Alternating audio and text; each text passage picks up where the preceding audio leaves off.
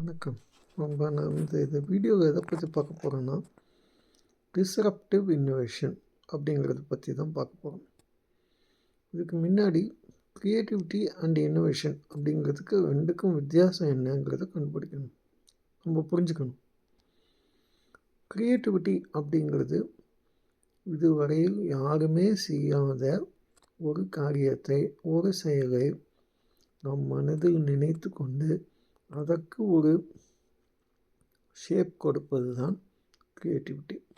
ஆனால் அதே செயல் வடிவத்தில் கொண்டு வந்து சந்தைப்படுத்துதல், மார்க்கெட்டிங்னு சொல்லுவாங்க.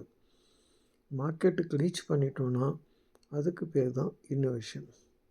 உதாரணத்துக்கு ஒரு ஐஸ்கிரீம் பிஸ்னஸ் பண்ணுறவர் இருக்கார்.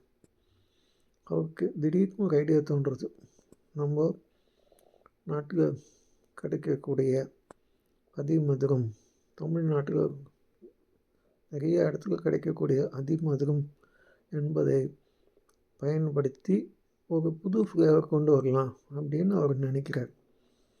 அதை செயல்படுத்தி அந்த ஐஸ்கிரீம் சூப்பர் ஹிட் ஆகிடுச்சுன்னா அதுக்கு பேர் தான் இன்னோவேஷன்.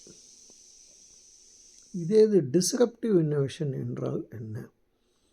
டிஸ்ரப்டிவ் அப்படிங்கிற வார்த்தையே என்னென்னா, ஒரு சீராக சென்று கொண்டு இருக்கும் ஒரு மார்க்கெட்டை தலைகீழாக மாற்றுவதற்கு பேர் தான் டிஸ்ரப்டிவ். அதாவது ஆல்ரெடி 5-6 பேர் வேலை செஞ்சிட்ருப்பாங்க, அந்த மார்க்கெட்டில் இருப்பாங்க, கம்பெனிஸ் இருப்பாங்க. ஆனால் திடீர்னு ஒரு கம்பெனி வந்து அவங்க செய்யும் செயல்களால் அந்த மார்க்கெட்டை டோட்டலாக மாற்றி அமைச்சிடுவாங்க. அதுக்கு பெஸ்ட் எக்ஸாம்பிள் என்னென்னா, ரிலையன்ஸ் இண்டஸ்ட்ரீஸ் அப்படிங்கிறது ஜூலை 2, 2003 அவங்க என்ன பண்ணாங்க, அப்போ அம்பானி 2 பேரும், முகேஷ் அம்பானி, அனில் அம்பானி 2 பேரும் சேர்ந்து இருந்தாங்க. அவங்க செல்ஃபோன் இண்டஸ்ட்ரிக்கு உள்ளே வரும்போது 501 ரூபாய்க்கு ஒரு செல்ஃபோனை விற்றாங்க. CMDA டெக்னாலஜி அப்படின்னு ஒன்று கொண்டு வந்து அதை வாடிக்கையாளர் அத்தனை பேரையும், 1 லட்சக்கணக்கான வாடிக்கையாளரை கட்டி போட்டுட்டாங்க. அது 100 ரூபா டாக் டைம் வேறு. திடீர்னு இது வந்ததுனால ஏர்டெல் வேறு வழி இல்லாத அவங்களுடைய விலையை குறைக்கும்படி ஆகிவிட்டது. வோடஃபோனும் அதே மாதிரி செஞ்சாங்க, ஐடியாவும் அந்த மாதிரி செஞ்சாங்க. அப்போல்லாம் வோடஃபோன் தனியாக இருந்தது, ஐடியா தனியாக இருந்தது. இது ரெண்டையும் வேறு வழி இல்லாத அப்புறம் மர்ஜ் பண்ணாங்க. இப்போது வோடஃபோன் ஐடியா VIன்னு இன்னும் இருக்குது. ஆனால் எக்கச்சக்கமான லாஸில் தான் இன்னும் இயங்கி கொண்டிருக்கின்றது. இதில் இந்த கதையில் ஒரு பெரிய ட்விஸ்ட் நடந்து போச்சு. இந்த தம்பிக்கும் அண்ணனுக்கும் சண்டை வந்து, அண்ணன் வந்து தம்பிக்கு இந்த பிஸ்னஸே கொடுத்தாரு. ரிலையன்ஸ் கம்யூனிகேஷன்ஸ் அப்படிங்கிறத இவர் தான் எடுத்து நடத்தினார். ஒரு CMA டெக்னாலஜிக்குள்ளே வந்து அதையும் உள்ள பூந்து அடிக்க பார்த்தார். நல்லா போயிட்டு இருந்தது. எக்கச்சக்கமாக கடன் வாங்கி அவரால் கடனை அடைக்க முடியலங்கிற பட்சத்தில் அந்த பிஸ்னஸை திருப்பியும் அண்ணனுக்கே விற்றுவிட்டார். அண்ணன் வந்து அந்த பிஸ்னஸை வாங்கி திருப்பியும் இப்போது ஜியோன்னு வந்துட்டுருக்கு. உங்கள் எல்லாருக்கும் தெரிஞ்சுக்கும், இன்றைக்கி ஜியோ தான் ஏர்டெலோட போட்டி போட்டுக்கிட்டு ரெண்டுமே ஓரளவுக்கு லாபத்தில் போயிட்டுருக்கிறது. இந்த பிஸ்னஸை பொறுத்த மட்டும் ARPUன்னு சொல்லுவாங்க, ஆவரேஜ் ரெவென்யூ பர் யூசர். அது பாசிட்டிவாக இருக்கணும். செலவெல்லாம் போக ஓரளவுக்கு லாபம் வந்தால் தான் இந்த பிஸ்னஸில் தாக்கு பிடிக்க முடியும். இதுக்கு பேர் தான் டிஸ்ரப்டிவ் இன்னோவேஷன். இன்னொரு உதாரணம், பல வருஷங்கள் முன்பு, 30-40 வருஷங்கள் முன்பு தமிழ்நாட்டில் எந்த ஹோட்டல் எடுத்துக்கிட்டாலும், வெஜிடேரியன் ஹோட்டல் எடுத்தாலும் உடுப்பி ஹோட்டல் தான் ஜாஸ்தி, குறிப்பாக சென்னையில்.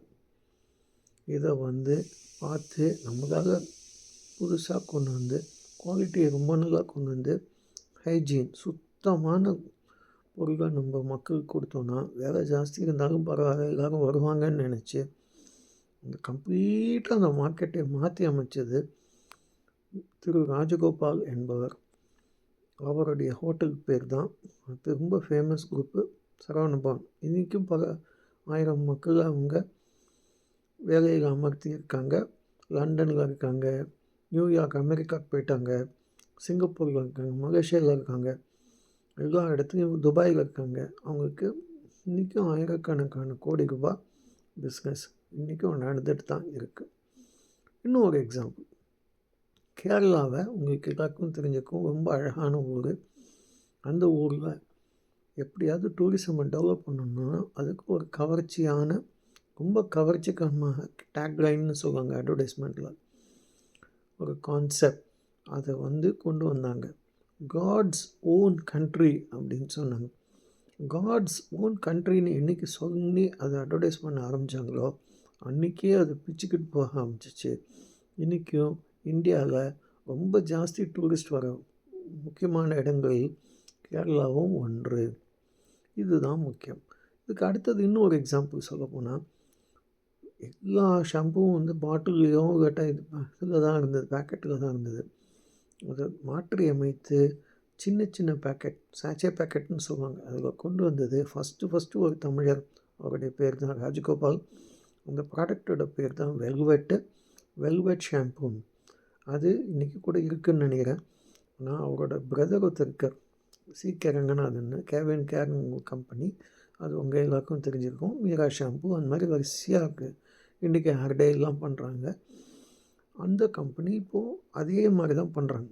குட்டி குட்டி பேக்கெட்டில் போட்டு 3 ரூபா 4 ரூபான்னு விற்றுக்கிட்டு இருக்காங்க. அதுக்கும் எக்கச்சக்கமான மார்க்கெட் இருக்குது. இதெல்லாம் தான் டிஸ்ரப்டிவ் இன்னோவேஷன் என்பதை நீங்கள் புரிந்து கொள்ள வேண்டும். மீண்டும் ஒரு முறை சொன்னால், டிஸ்ரப்டிவ் இன்னோவேஷன் என்பது ஒரு மார்க்கெட்டில் ஒருவர் உள்ளே இருக்கும் மார்க்கெட்டை தலைகீழாக மாற்றி அமைத்து, அவருக்கு சில ஷார்ட் டேர்ம் லாஸ் இருக்கும். அதாவது ஒரு 2-3 வருஷத்துக்கு லாஸ் தான் வரும். ஆனால் மற்றவங்க லாஸ் பண்ணுவாங்க.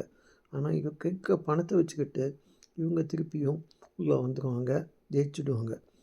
ரிலையன்ஸ் ஃப்ரெஷ் எப்படி உள்ளே வந்ததோ, வந்த உடனே பிக் பஸாரோட போட்டி போட்டு ஓரளவுக்கு தாக்கு பிடிச்சிட்டு இருந்தாங்க.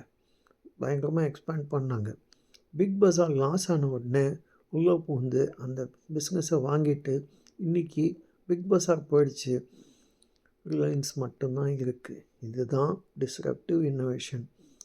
யாராவது ஒருத்தர் உள்ளே வந்தாங்கன்னா அவங்க எக்கச்சக்கமான பணத்தை செலவழித்து மார்க்கெட்டே தலைகீழாக மாற்றிடுவாங்க. மாற்றின உடனே பார்த்திங்கன்னா 2-3 பேர் தான் அந்த மார்க்கெட்டுக்கே இருப்பாங்க. இன்றைக்கி ரிலையன்ஸ் ஃப்ரெஷ்ஷை தவிர 1-2 பேர் தான் இருக்காங்க. மற்றவங்க எல்லாரும் செத்து போயிட்டாங்க. இதுதான் பிஸ்னஸ் மாடல் அப்படின்னு சொல்லுவாங்க இங்கிலீஷில். பிஸ்னஸ் மாடல் உருவாக்கி அதை கொண்டு ரொம்ப சக்ஸஸ்ஃபுல்லாக, அதாவது வெற்றிகரமாக நடத்துவதற்கு டிஸ்ரப்டிவ் இன்னோவேஷனுங்கிறது ரொம்ப முக்கியம்.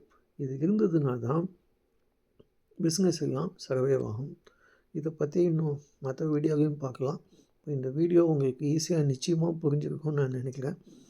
தயவு செஞ்சு இதை லைக் பண்ணுங்கள், ஷேர் பண்ணுங்கள். இந்த சேனலை உங்கள் சேனலுக்கு சப்ஸ்கிரைப் பண்ணி எனக்கு ஆதரவு கொடுங்க. மிக்க நன்றி. தேங்க்யூ.